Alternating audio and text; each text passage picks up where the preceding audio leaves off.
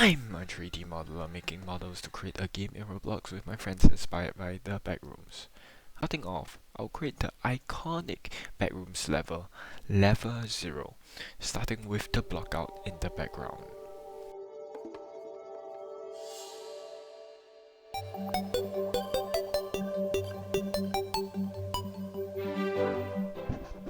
Once done, I started working on texturing, but firstly, let me show you how the current game has and looks. Procedural world generation, which gives players a different experience each time. Also, it currently has free textures and models.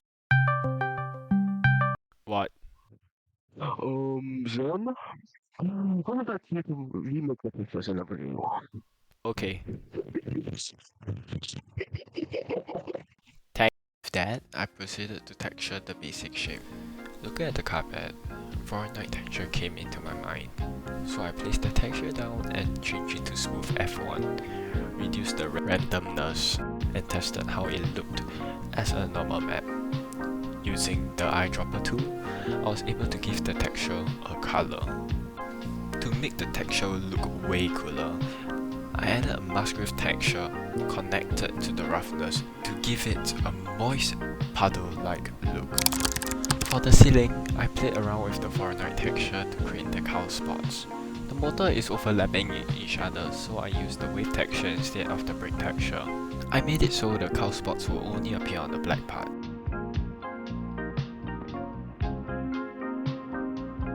Each time I added lights, placed the plane and gave it emission, then array it.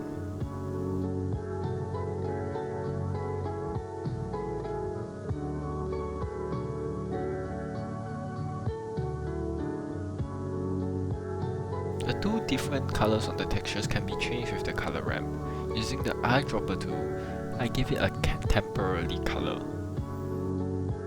To add more coolness to it, I added the end bar. Using the musgrave texture I played around with, there is a wooden extrusion on the wall.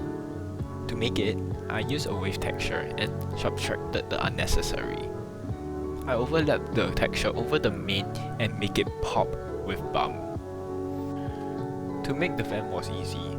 Use some math nodes to create a square which is connected to a color ramp to control the size and color of it.